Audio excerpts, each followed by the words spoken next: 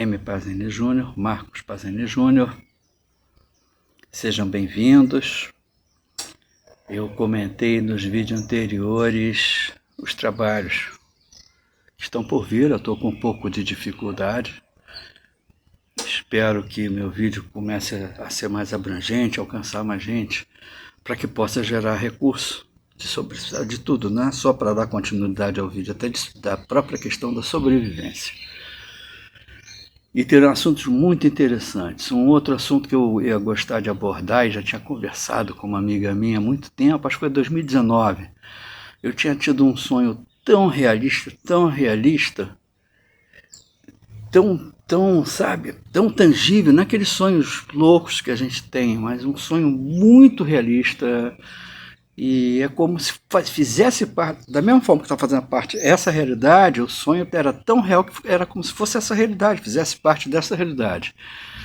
Então essa amiga minha comentou, você já fez, é um domínio da, não sei se é da psiquiatria ou da psicologia, mas é um domínio, através da hipnose, a regressão, que é uma coisa que se usa com muito cuidado, se fala com muito cuidado, é uma técnica que tem que ter muito cuidado. Eu me lembro que já assisti a respeito no Fantástico, há muito tempo atrás, pelo apresentador do Fantástico, esqueci o nome dele, eu esqueci o nome do cara.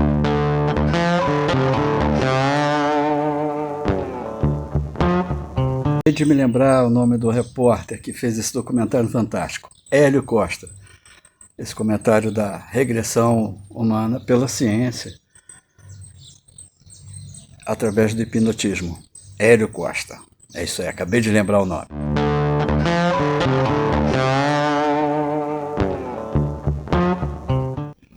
Foi apresentado num documento, foi apresentado sobre regressão no programa do Fantástico, na final da década de 70, 79, 78, na década de 80. Depois passava um tempão, retornava a falar sobre regressão, né? Os assuntos parapsicológicos, mesclava um pouco com os espíritos, né? Encarnações passadas ou vidas passadas, que é você volta para o outro e volta para quem você é. É um assunto que se usa com muito cuidado, muita responsabilidade, e essa ciência vê que não está sendo mais falado. Hoje em dia a gente tem tanta porcaria, né, betano, beta, essas coisas aí, que para mim isso aí não passa de contravenção, como foi os bingos. Os bingos também foram moda, igual esse negócio de betano, né? Depois passou a ser crime. Até a título de capitalização, que a Xuxa era quase que a protagonista, né? Aí passou na televisão também, que estava sofrendo processo, não sei o que lá, que estava vendo o troço. Eu só sei que é contravenção. Então, muita coisa de modismo, as pessoas são dispersas e um pouco alienadas, as massas. E tem gente que se auto-aliena, tem informação, mas de repente, sei lá, emburrece. Há um retrocesso. Então, são vários assuntos que eu vou abordar nos próximos vídeos. E como eu acabei de falar, eu tinha tido um sonho que foi realista, e depois eu me lembrei da história de Custer, que saiu, todo mundo diz que ele foi matar índio, etc e tal, mas não me sai da minha cabeça porque eu li muito a respeito sobre a história, vi filmes, vi seriados, mas isso de fatos reais em relação esse homem, que era um oficial de cavalaria que morreu jovem lá no Little Big Horn, dos Estados Unidos. Foi derrotado. Eu acredito que a história real mesmo, que você vê, os caras que... Você tem duas vertentes, uma positiva e uma negativa. A positiva que enaltece ele, a outra que marginaliza ele. Mas eu tenho uma, não quero dizer central, em relação a este oficial, a este homem histórico, né? General George Armstrong Custer. E, quer dizer, que o meu sonho era compatível com isso, né? Pode ter sido alguma encarnação minha que eu tivesse, não que eu fosse o protagonista, o próprio Custer, ou de repente possa ter vivido essa situação, porque era um número de soldados gigantescos, e eu acabei saindo do assunto e vou voltar a dizer. Um ponto central é que eu não acredito que ele tenha sido super-herói ou super marginalizado. Eu acredito que ele tenha ido avisar para apaziguar esses índios que já estavam ficando revoltosos, porque eles estavam, como você disse, você tem homem bom, homem ruim, né? Digno e indigno, como eu falei em vídeo passado. O que ele não queria era um massacre, era quase que um genocídio das Forças Armadas contra esses índios, que estavam, além de estarem revoltados, estavam perdendo toda e sendo contidos a uma reserva, como acontece no Brasil também, acontece nos Estados Unidos. Bem te vi. Então, como acontece também aqui no nosso país. E capital, né, política, queriam construir ferrovias para o oeste, que os Estados Unidos tinham lá do leste, e o oeste não estava tão desenvolvido, ainda era um local meio que subdesenvolvido. Então eles queriam progresso, foram levando trilhos e adentrando nas reservas indígenas. Tinha muitos conflitos de garimpeiros, como aqui também tem, lá também teve. E ele queria, na verdade, ele foi num número enorme, mas eu falo, mas não justifica como é que ele foi com um número enorme, não. Ele foi com um número enorme porque ele sabia, como acabei de dizer, que tem homens bons e homens maus. O índio também é homem, né? É ser humano também.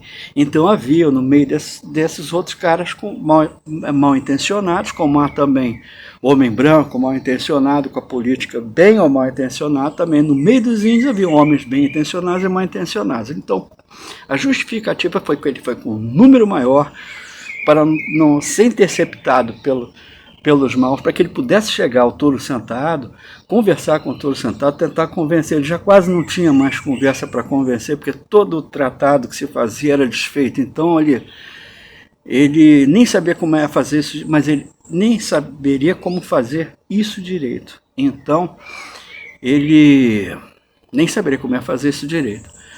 Então ele tinha uma necessidade de sentar e ter que conversar com o touro sentado, e não ser morto e outro índio dizer uma coisa totalmente inverídica em relação à ida dele. Então era um índio mal influenciado contra forças mal influenciadas, que foram influenciadas E o Custer foi um dos oficiais que ia participar desse massacre. Então havia um cerco gigantesco com vários generais para conter, mas na verdade não era conter, era atacar mesmo. Aí tem historiadores que não, ele foi na frente que ele queria ter a honra. Não, ele foi na frente para evitar isso. Tá, eu ainda estou montando, porque você vê na história, na construção dessa história, várias vertentes, várias versões, como eu acabei de dizer, positiva e negativa. Então nunca se vai ter absoluta verdade, você não estava lá. Né? Na época foi um cara muito conhecido lá no país deles, lá nos Estados Unidos, na cultura americana, e ele não tinha preconceito, índio tem que matar, tal. Não, ele era ao contrário disso, mas contaram muitas histórias nas costas dele. E aí depois eu vou colocar melhor, depois eu fui pesquisando, lendo a respeito desse cidadão. Na verdade, acho que ele... Não, na verdade não, quase com certeza absoluta, ele foi com a missão de evitar isso. Então ele foi com um número enorme, porque se ele fosse interceptado por porque ele viu que foi uma reunião de vários guerreiros, e do que ele, quando ele foi para Washington,